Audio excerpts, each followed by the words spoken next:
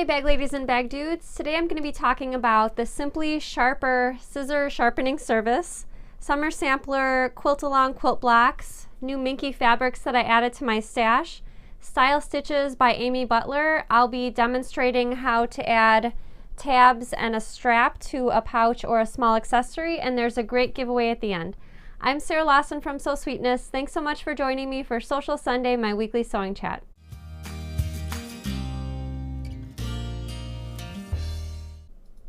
Hey everyone, thanks so much for joining me on this lovely Sunday. I saw everyone in the chat on Facebook and YouTube beforehand. I see Cheryl from Milwaukee.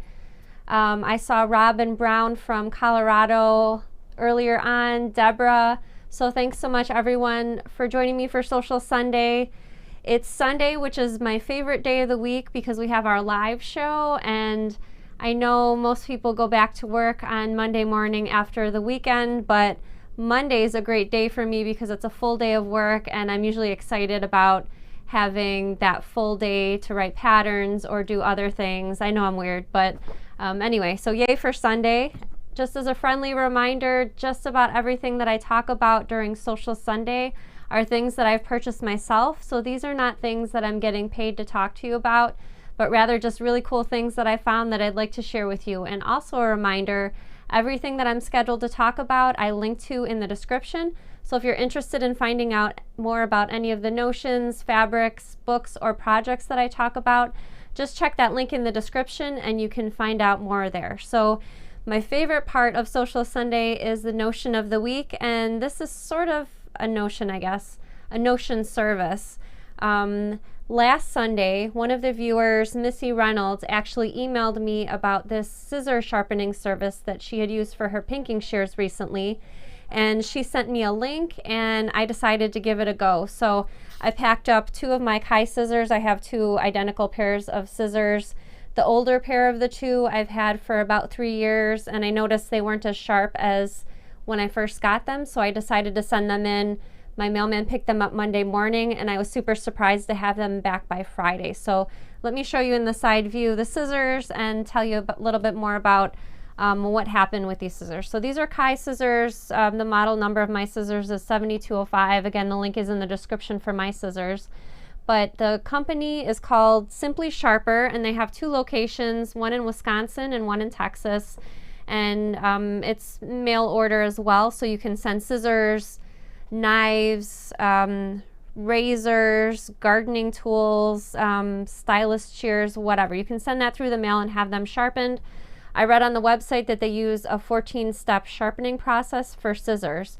So I sent in my two pairs of scissors. The cost was $7.50 for each pair of scissors, and there was a $12 shipping and handling fee to send the scissors back to me, and that shipping and handling fee was up to 5 pairs of scissors. So I sent in 2 pairs, so I felt it was pretty reasonable, but it gets more reasonable the more items you send for sharpening. And I had to laugh because when I got the invoice and the business card in the mail along with the scissors, they also sent me a Band-Aid, and they warned me that the scissors were going to be extremely sharp, so take care. So I thought the Band-Aid was really cute and kind of hilarious.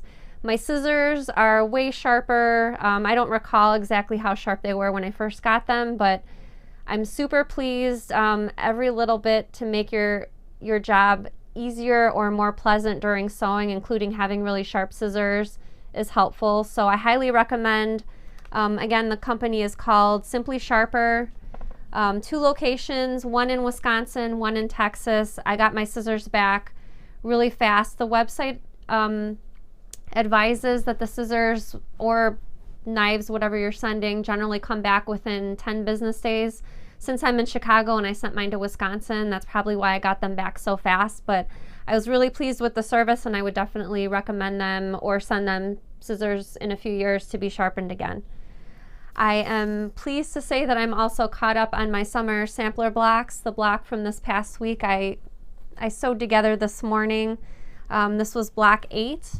And it was foundation paper piece. I chose sort of warm colors for my block, and here's what the back of mine looks like. I left my papers in. I use water soluble papers, and I leave the papers in until I finish the quilt and quilt it and wash it, and then the papers just dissolve, so I don't have to take my papers out, which is really cool. The block was really fun to put together. I think I probably spent maybe an hour and a half to 2 hours, including cutting the fabric out for the block. So really excited that I'm caught up. There's a new block coming out Monday. Every Monday they send a new block instruction out for a total of 18 blocks. So I've been having a lot of fun, and I'm so glad I'm keeping up with it more or less every week, and it's throughout the rest of the summer. All right, Danny's favorite part of Sewcial Sunday. Let us know if you're a bag lady or a bag dude. Go ahead and type that in the comments right now. I really love the bag lady and bag dude community, the bag making community, and having lots of fun in the Facebook group. And I hope you'll join us there if you're not already a member. Link is in the description. And Facebook is always tons of fun, and I like seeing all the pictures come through. It's very inspiring. All right, so I was, again, Bad Sarah this week, and I bought some new fabrics last week, so I'm going to go grab them and show you in the side view camera. So the first one is really bulky. This is a new Minky that I bought for backing for a quilt for William. I don't have a specific quilt in mind, but he did ask me for a quilt, and this probably looks as soft as it feels, actually probably softer. It reminds me of, gosh, I am not sure, but it is the most luxurious thing I've ever felt. There's sort of a blue coloring underneath, and the Minky hairs are kind of on the long side, which I like. I've sewn with Minky in the past, and I've used the Minky for quilt backs before. It does kind of stretch a lot, so if you sew with it, if you haven't yet, make sure you use a lot of pins or Wonder Clips, but I'm really excited to use this. I got 2 yards of this, so I'll have to rein it in and stay within a certain size of quilt, but I'm really excited to use this in a quilt. It feels so nice. I bought a few quilting cottons as well, which I'll show you in the side view also. Just random assortments of fabrics. They weren't from a particular fabric line. This was a fabric from Cotton and Steel. I kind of liked the painterly quality of the roses, and there's some metallic spider webs. I bought this particular fabric. I think it's sort of like a seersucker. It's got a definite texture to it. It's got fishing lures on it. I thought to make a present for my brother, who's a fisherman, for Christmas this year, maybe one of the Zeppelin pouches. I spotted this canvas, and I just liked the texture. And again, the Minky and the fabrics, I purchased all of these from Fabric Worm.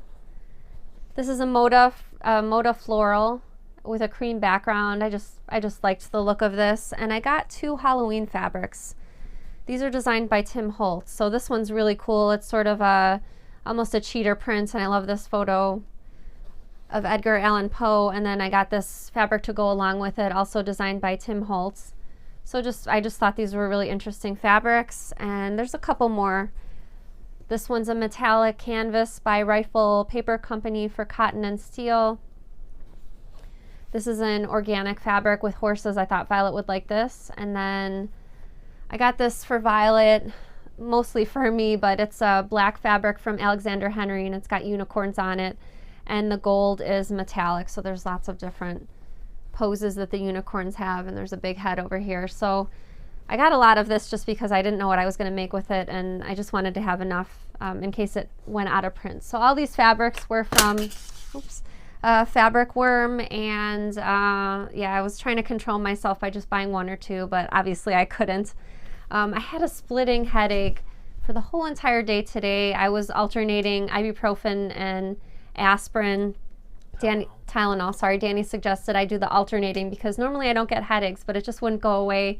Thankfully, it went away in time for the show, which I was really excited about because, as you know, sometimes it's hard to go to work or do things that you need to do or you need to get done when you're not feeling 100%. So I'm really excited that the headache's gone, and I'm here with you tonight, Sewcial Sunday. As you know, I can't wait for Sunday night to come around. I'm going to jump right into the Cheryl left a comment that Danny had to post. No controlling a fabricaholic.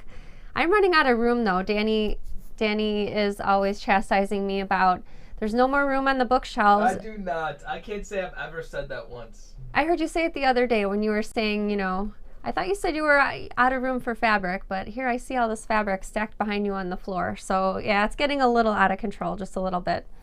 All right, so my book review for this week is actually an older book. It's from 2010, and I have to say this particular book holds a dear, dear place in my heart. This is what got me into designing bag patterns, what got me interested in bags, and I can't say enough good things about this book. Without this book, I wouldn't be here. I can for sure tell you that. So I'm going to jump over to the side screen and show you. This is Style Stitches by Amy Butler. Came out in 2010, so there's 12 patterns in the book. A lot of the patterns have multiple sizes, which is why it says 26 wonderful bags. That takes into account all the sizes. Amy Butler's books are all photographed by her husband, David Butler, who is a professional photographer, and it clearly shows from this book because all of her books are beautifully photographed. So before I show you some of the projects in the book, I wanted to point out that all of the pattern piece templates are in sort of a folder in the back of the book. And my friend Bree had sort of a blog sew along in, I want to say 2011 or 2012, right when we first got this book. And I've worked through almost all the projects in the book. As you can see, here's just a sneak peek of some of the beautiful photographs, and there's graphic overlays, but just love the projects in the book. They're rated by skill level, starting with the easiest, and let me just flip through and show you some of the projects. So here's the first one, the Cosmo bag, and just to show you what the instructions are like. So they're mostly text instructions. There's a few illustrations. As you can see, here's one of the illustrations, but most of the steps are just text only. And just let me show you, so you can see all the projects in the book. This is the reversible everyday shopper. Made this one as well as the first one. And let's just flip through so I can show you all the projects. So the origami bag set, 6 sizes. I think I made 1 or 2 sizes myself.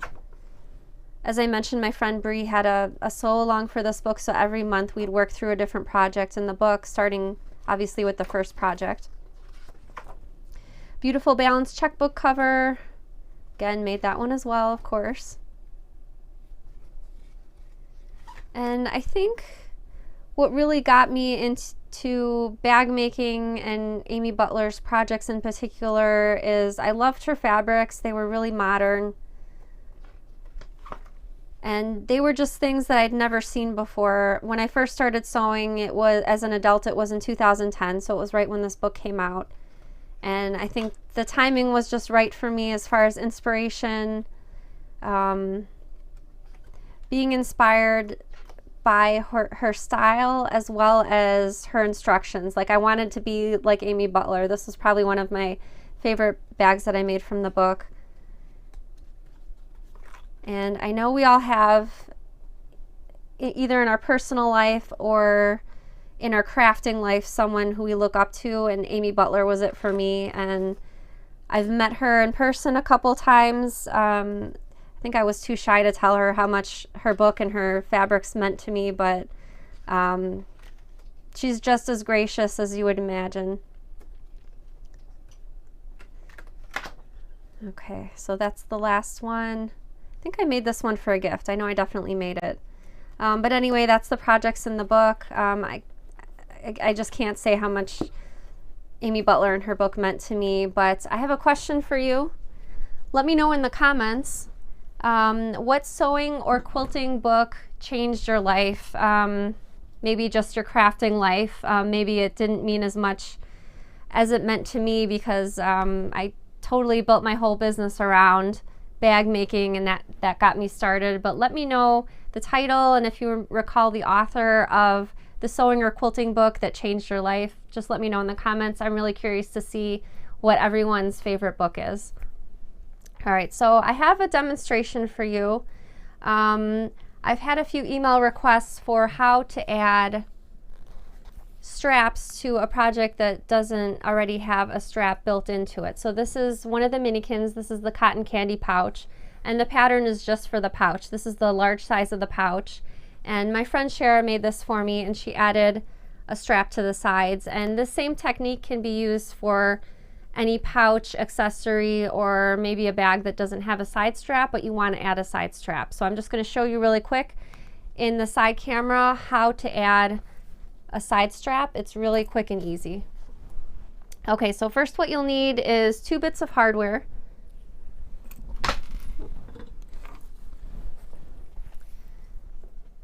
Okay, so let me show you the finished pouch. So there's a swivel clip which attaches to the strap right here. And then this is a D-ring right here, which is attached to the tab, which will be sewn to the body of the pouch. So this is the side panel of the pouch. You can use different combinations of purse hardware instead of a D-ring. If you'd like to use a rectangle or a triangle ring, you can use different combinations, but I think a D-ring and a swivel clip are great places to start. Okay, so I'm going to use a swivel clip with a 1/2 inch wide opening, just because that's a small project. And here's my D-ring. So the opening for both is the same, 1/2 inch. And you'll need 2 pieces of fabric. I decided to attach my fabric to Shapeflex interfacing just to reinforce it. So to decide how long and how wide to cut your fabric, I decided that I would like my tabs to be 2 inches tall, and I feel like that's a fair amount for any tab, and you'll need to do a little bit of multiplication. So the finished inside measurement of the D-ring and the swivel clip is a 1/2 inch, and you need to multiply that by 4 because we're going to be doing a bit of pressing. So a 1/2 inch times 4 is also 2 inches. So I cut my piece of fabric and my interfacing 2 inches tall, which you'll do that regardless of how wide your purse hardware is, by 2 inches wide. Okay, so next what I did was I pressed my tab in half, wrong sides together. I opened it out and I pressed in toward the center crease, which is kind of like making double fold bias tape. Okay, so that's what the finished piece of fabric looks like. And then I went ahead and top stitched both of the long edges using an 1/8 of an inch seam allowance, and I lengthened my stitch length just because once you get thicker layers of fabric, a longer stitch length looks nicer, so the stitches don't run all together. So I used a 3mm stitch length for this top stitching. Okay, so now this is the step that you'll need to do to add the D-ring to the body of the pouch. Okay, so what I did is I slid that D-ring on there, and from the wrong side I'm going to do one of 2 things. So this example that I have right here of the cotton candy pouch, it was attached using a rivet right here. So it wasn't sewn in place. Danny's going to help me with that. It wasn't sewn in place. Thank you, Danny. The rivet just attached it right here. So if you're going to be using a rivet, you'll need to make sure that rivet goes through both layers of fabric. So I just folded them down. As you can see, the rivet will go through both layers of fabric, and you just want to hide that raw edge so that it doesn't show in the finished bag. So this right here, if you choose to use a rivet without sewing it in place, attach the rivet to the side panel of the bag. If you'd like to sew it in place instead of using a rivet, I suggest kind of butting up the raw edges together like this, just so you don't have too much of a thickness. So this is what it'll look like from the wrong side. From the right side, you'll just anchor it down using two straight edges of stitching. So I'm going to sew about 1/4 of an inch away from the hardware, and also this lower edge 1/4 of an inch, and that will secure the tab to the side panel of the pouch if you decide to sew it in place instead of adding a rivet. So the process will be similar for making your strap. Again, you'll press it like double fold bias tape, just what I did with the tab, obviously a longer portion. And you can use either a rivet here. If you used a rivet on the tab, you'll likely want to match it up with a rivet on the strap, and alternately you can also sew this in place. But this just goes through the swivel clip and makes it sort of clip on and clip off, so you can have either a pouch or a small purse. So this quick technique will work for most any type of bag that you'd like to make, especially smaller projects like the cotton candy pouch. Okay, so I had a question that I had on my outline that I forgot to ask you earlier, and it was in regards to the Minky. So my question was, have you sewn with Minky in the past? Just let me know yes or no in the comments. As I mentioned before, Minky isn't as easy to sew with as quilting cotton is, just because it kind of shifts and can slightly stretch a little bit, but using tons of pins or wonder clips definitely helps with keeping it from shifting. All right, so I'd like to invite you, if you're watching on Facebook, to share this sewing video with your other Facebook friends by hitting the share button. Regardless, if you're watching on YouTube, if you could either hit the like button. If you're on Facebook, there's a like button as well, and that just looks like a thumbs up icon. So either likes or shares help us out so much, because Facebook and YouTube see videos with lots of likes and shares, and they consider sharing that video with other people who may be interested in that particular type of video. So thank you so much for the likes and shares. They really, really help us out so much. All right, so the winner of last week's giveaway was the set of the handbag zippers in the rainbow colors. Jen McGinnis won that giveaway, so congratulations to Jen. I've already been in contact with Jen via social media, and she's emailed me back. So thanks so much for entering last week's giveaway. I have another giveaway for this week. I'm going to announce that giveaway after I answer some questions live. So Danny's going to post some questions on the screen. I'm going to answer as many questions as I can live, and if I don't get to your question, we do have another show on Tuesdays called Ask Sarah, and basically the whole show is answering questions. So I hope you'll join us for the Tuesday show as well.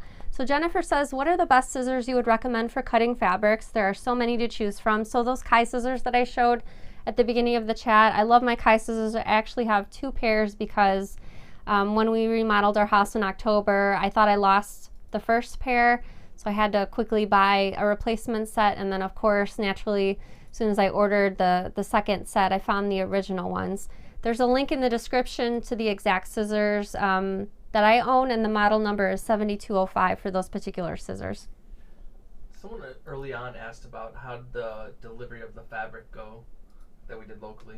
I can't find the comment. Oh, okay. Danny saw a question, but it kind of passed him by in all of the comments. Somebody asked about the fabric delivery that we did last week. So somebody local placed an order on the website this past week. I think it was Tuesday or Wednesday. And Danny had the great idea to have a personal hand delivery of that particular order. So Danny, me, the kids, we all drove out to this person's house. They lived about 12 minutes away from us, according to GPS. And we hand delivered the cork fabric that she ordered. She ordered some snaps, and her husband was there. So we had a really nice chat, and it was just fun.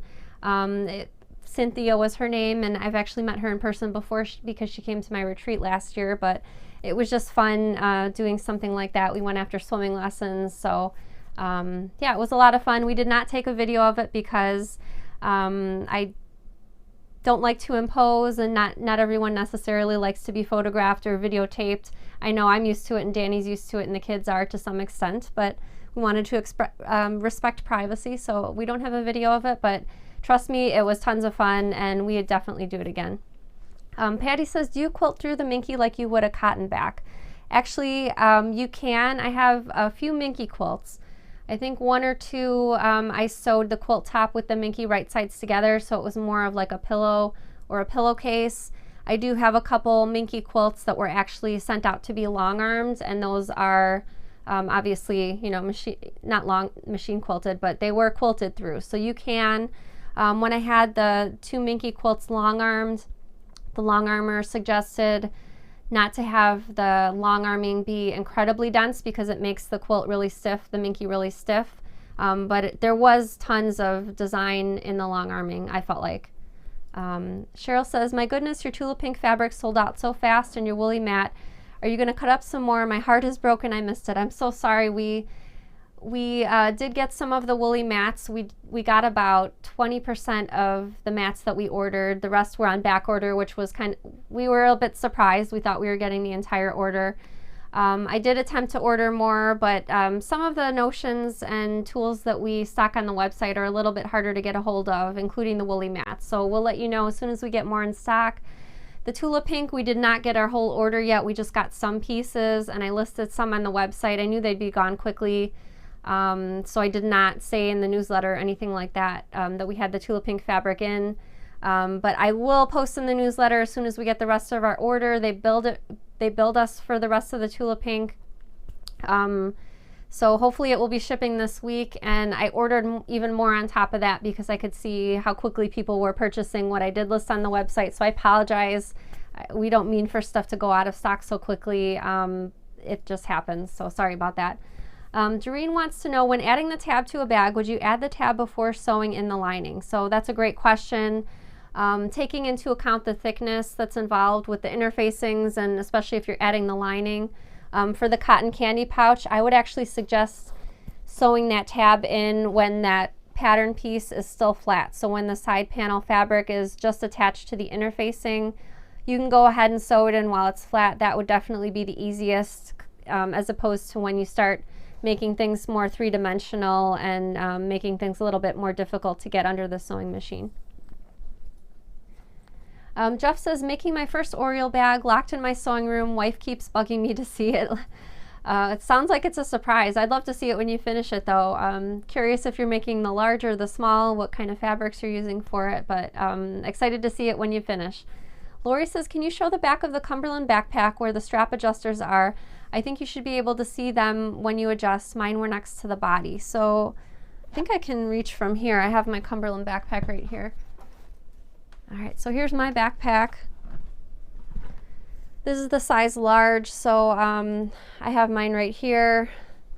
I don't tend to adjust them just because I'm mostly the only one that wears it, so I kind of set everything up when I first finished making it, but the adjusters are down here and you can adjust them if you'd like to, if you need to.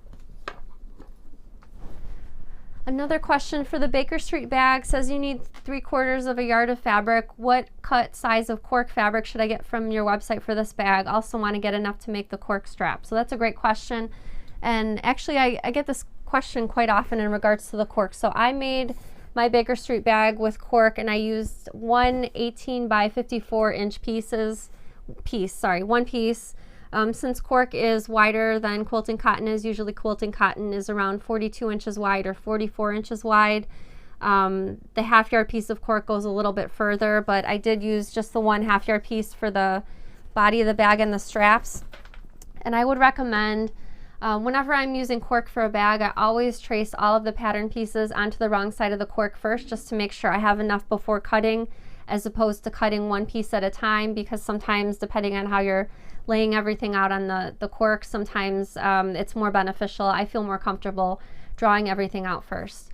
Another question, I've noticed in your patterns that you sometimes use a 1/4 inch seam, sometimes a 1/2 inch seam, and trim it. Is there a reason as a designer for these differences, or is the larger seam allowance easier? So that's a great question. The 1/2 inch seam allowance is definitely easier as far as sewing because you have more fabric under your machine and a little more leeway in regards to mistakes or whatnot. However, for most of my patterns that are for small accessories, I like to use the 1/4 inch seam allowance just because you're already working with smaller pieces, and I just feel like, for me personally, the 1/4 inch is what I chose for the small accessories. The reason that I often like to trim the seam down when working with the 1/2 inch seam allowance for the bags is trimming seams or grading seams often reduces bulk in the seam and makes it easier for top stitching, especially along the top area of the bag. So I usually, if I feel it's important, I usually suggest it in the pattern to trim the seam after sewing it for a 1/2 inch seam allowance. Anne says, the McCall's pattern 7487, is this your train case? It has a So Sweetness insignia on it. Yes, it is my train case, also known as the Crimson and Clover train cases. I did one pattern with McCall's, and that was the only one. However, with any licensing of patterns to other companies like McCall's, or even when writing a book, the editor or publisher of that content usually puts it in their own words, just so across their brand, their patterns are sort of a cohesive voice. And so the instructions will be written differently in that McCall's pattern. Not that the steps will be different, but the wording will be different because they're putting it in their own voice and not in my voice. So that's the main difference. The pattern pieces, everything else should be the same. Veronica says, I want to say how much I enjoy the way that you pack your shipments. Everything is so secure that I never worry about losing something. Thanks for the special attention that you take. So I usually pack the orders on Saturday, but Monday through Friday, my cousin who works full-time for us does the orders, and I know he's very particular about packing the orders and cutting the cork, so I'm guessing that was probably his doing, but thank you for the compliment. We do try our hardest to make sure everything arrives safely and in perfect condition to you. Cheryl says, this is my favorite question, what fabric inside and out for the Cumberland? Okay, so here's the Cumberland again. The outer fabric is a canvas fabric by Cotton and Steel designed by Rifle Paper Company. And the lining of this is, I don't think I have any extra fabric of this to share, but this fabric was designed by Latifa Safir for the Me and You Fabric Company, and the fabric line was called Graphic. So it was a lot of city-inspired themes, almost graffiti-inspired, which is probably hence the name. But this is sort of phone poles, and it came in different colorways. Another favorite of my prints from this fabric line was they had sort of a brick blender fabric that was really nice, and there was another one with sort of text and roses. It reminds me of you know, like graffiti, street style graffiti type of print. So that was the Graphic fabric line, and it was spelled differently than you would normally spell graphic. It was Grafic. Deborah says, I would love to learn to make the backpack, and do you use a Cricut to help with purse designing? I actually don't have a Cricut. I've never used one. The backpack, that Cumberland backpack, also comes with a video available for purchase. You can also purchase just the pattern by itself, but the video is helpful, especially if it's your first time making a bag or a backpack. Liz says, I just finished making an Appaloosa bag today out of an 18 by 54 inch piece of cork. Had enough cork, except had to use the lining fabric for the divider piece. Turned out great. Thanks for your advice. I think I remember you emailing me about that, and I wasn't 100% sure since I've never made the Appaloosa bag out of all cork, although I've seen it made by other people, so I'm glad that actually went as far as you needed it to for the body of that bag. Becky says, do you use a square of Peltex when you put in purse feet? I normally don't, although you can. So the reasoning behind using that square of Peltex is to reinforce the hardware. Oftentimes when I'm using hardware for the bottom of a bag, let's see if I have. If I'm using purse feet for the bottom of the bag, I usually have foam interfacing there. So I feel, me personally, I feel like foam and the fabric is enough of a barrier to properly reinforce the purse feet. Although you certainly could add that little square of Peltex, maybe like a 1 inch square, so that's perfectly fine. Either option will be okay. Doreen says, is using pinking shears on the seam the same as the little scissor clips you do in the rounded edges? Yes, it is exactly. It is pretty much the same thing, also known as notching. It's cutting little V's through any area where there's a curve to help sort of reduce the fabric that's present. So when you turn it wrong sides together and press it, you don't have like a big bump through that seam because you've reduced some of the fabric that's there. But yes, pinking shears will be the same thing, and I'm just in some things that I do are out of habit, and even if there's an easier way like using the pinking shears, I'm so stuck in my habit that it's really hard to break it. Christina says, Sarah, can you show a close-up of the under flap on the hyacinth if you have it close? I think it's by the front door. I don't know. Can I unhook myself and go grab it really quick, Danny? Or how do I unhook? Yeah, just pull it apart. Okay. Hopefully it doesn't break something if we lose sound. It's Sarah's Okay. fault. I'm back.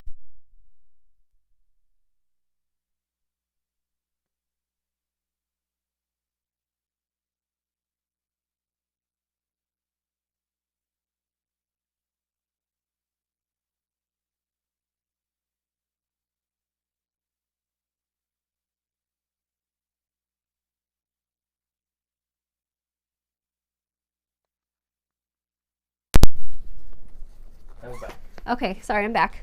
All right, Danny, if you could move that question so I could show the bag. All right, Christina wanted to see under the flap. So here's the hyacinth bag. It's got an invisible magnetic snap over here. So here's underneath the flap. There's space for credit cards right here. And then there's also a zipper pocket if you want to put coins or other small items right here. But that's what it looks like under the flap.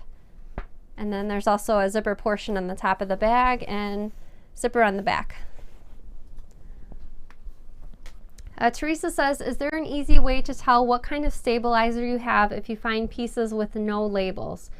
That's a really good question. I actually have, through my lectures throughout the years, I have charm packs that we usually prepare for lectures, which are just 5-inch squares of each interfacing, and they're labeled with a sheet on the top. So the only thing I can think of, if you've already purchased the stabilizer and you're not sure what it is, maybe take a little swatch to the store so you can compare. Pellon Shape Flex is the thinnest, and that has a bumpy side with the fusible. There's a few different kinds of fleece interfacings, and the Peltex is the one that's really stiff. So those are the common ones that I use besides the foam. I think you should probably be able to tell the foam interfacing. If you have a question about it though, feel free to email me. Maybe I can help you narrow it down. My email is sarah@sewsweetness.com, and that's Sarah with no H. Julie says, would love to see the inside of the cotton candy pouch. I think I threw that other one, but let me grab another one that I have on my shelf. So here's the medium cotton candy pouch. Some bubble wrap on the inside, but that's what it looks like on the inside. So it opens pretty wide. There's a zipper tab over here to make zipping it up easier if you prefer, but that's what it looks like on the inside.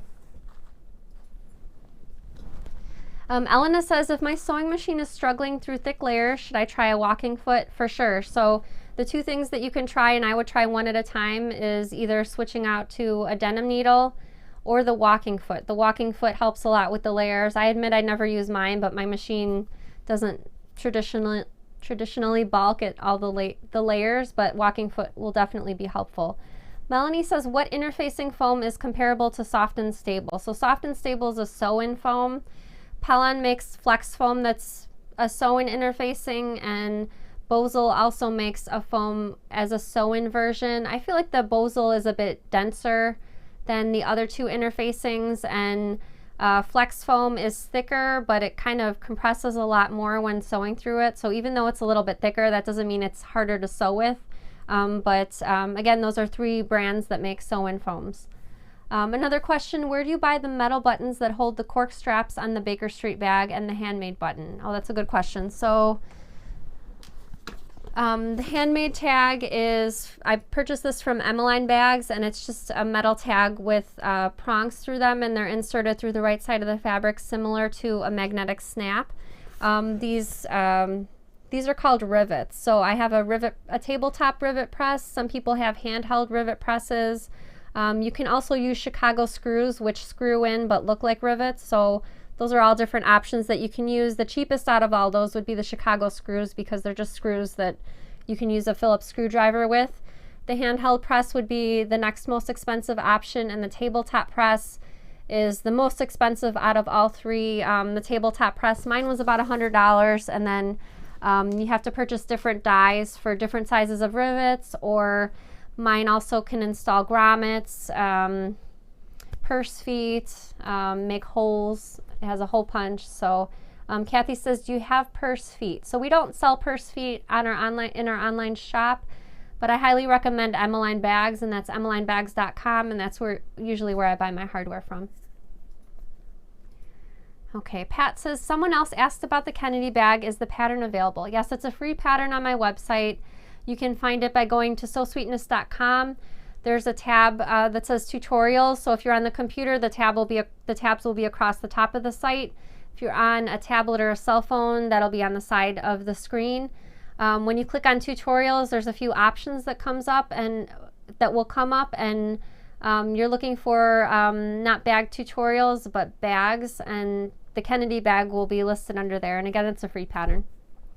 Becky says, what is the fabric that you used in the hyacinth bag, and can you still get it? So I found this fabric on Etsy. I believe it's out of print, but the designer is a chino, and it comes in a few different colorways. So this is obviously the brown one. I have it in purple as well, and I like it. It's a canvas fabric though, just so that you're aware. Annabelle says, do you still have the rose pinky cork anymore, the one used in the Baker Street bag?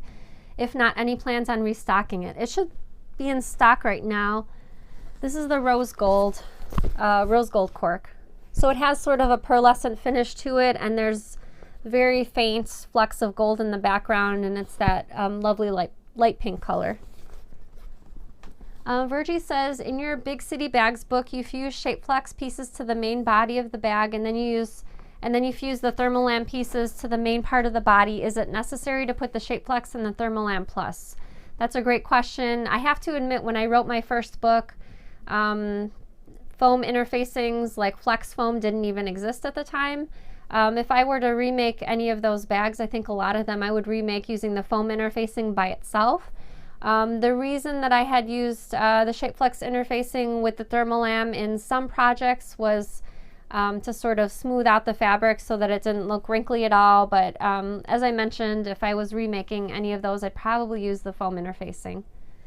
Jolynn says, is there some way to make the third wallet without the binding? It is difficult to attach by machine. So I have she's talking about the Greenbacks wallet trio. The third wallet out of the 3 is finished with binding. I wish through the years, I've tried to think of a different way to tackle that wallet, but sewn differently to get rid of that binding. And because of the accordion on the inside, I've not been able to come up with a different solution. So unfortunately, unless you leave off that accordion, which is in the middle of the wallet and has a little zipper pocket area, so far that I've come to find that binding is necessary for that one, unfortunately.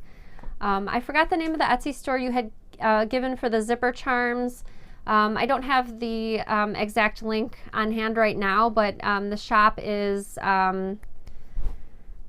Trina Peterson. So if you Google Trina Peterson and Etsy, I believe Danny tried that in the past and it came up. So just, it's Trina Peterson, Etsy, and this is one of her zipper pulls. It's a little unicorn. It's really cute.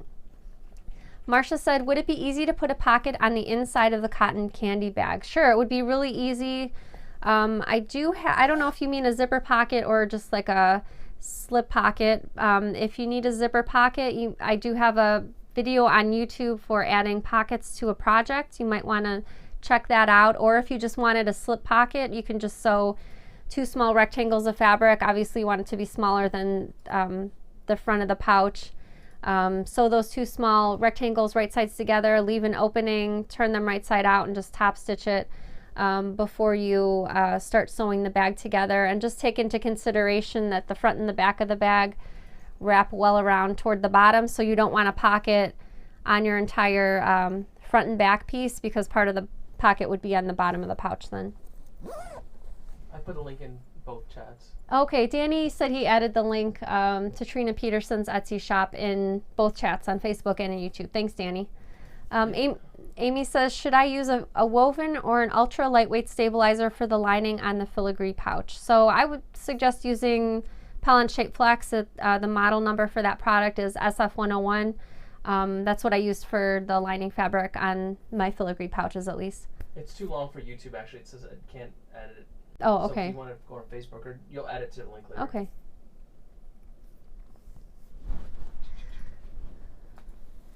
Okay, Marie says, you use a Juki sewing machine. Which one is it? I actually have 2. They're pretty much the exact same thing. I have the Juki TL2010Q, and I also have the Juki QVP 2200 Mini. I did a video at the beginning of the year on my machines, and you can find that on my YouTube channel or on my website. Do you have a pattern for a wallet with a video? Not yet, but I've written 3 new wallet patterns that are coming out this fall. So those will be patterns with videos. We're working on Danny's been calling it a baker's dozen set of patterns and videos. So those will be out this fall. Judy says, when will you get the pearlized cork on the website? We unfortunately got it this past week, but we've had a massive amount of orders, and we unfortunately had to take care of the orders before we cut the cork fabric that we got in our shipment last week. So hopefully we can get it cut tomorrow. We'll shoot for tomorrow if possible. Paula says, do you ever get frustrated with a project and abandon it for a while? That's funny that Danny's posting that on the screen, because I sewed something on Friday. It was for a new pattern. I sewed the whole entire project, and then when I finished it, I said, this is not going to work. There were several aspects that were not working. The mesh was not working with my design. The sides of the bag didn't look good. So I scrapped it. I rewrote the whole entire pattern, and I'm going to make it tomorrow. So that's, I think the new version is going to work, but it happens to me too. Sometimes I sew things, and I did not throw it in the garbage yet because I wanted it to have it as a reminder for things that will work and will not work for particular things that I'm working on. Who came up with the idea to help fix it?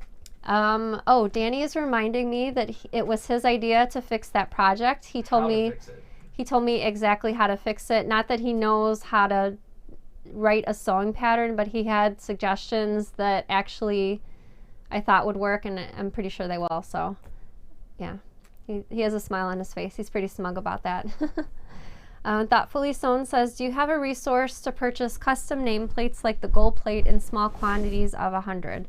I actually don't, but I'll look into that. I'll write myself a note and I'll let you know. I'll do some investigating. Thank Christina for helping us out. Christina says, thanks Danny, Trina's awesome and ships really quick. So that was those zipper pull charms, Trina's shop. But Christina made the list for the links, remember, for the... Oh, right. Say thank you. Okay, so let's get on to the giveaway for this week. So the giveaway prize for this week this is a really good one. So the first item in the giveaway is a layer cake, which is 10-inch squares of Tula Pink Eden fabrics, which are out of print. So there's tigers in there somewhere. That's my favorite print out of the line. So that's the layer cake, and then 2 bag making books. So one book by Kay Witt and one book by Lisa Lamb. So the 2 books and the layer cake are included in the giveaway. All you have to do to enter the giveaway is to answer my question in the comments, either on Facebook or on YouTube. And my question is, how old were you when you first started sewing? So just let me know in the comments. I will draw one random winner at the end of the day on Saturday, July, I think it's the 21st.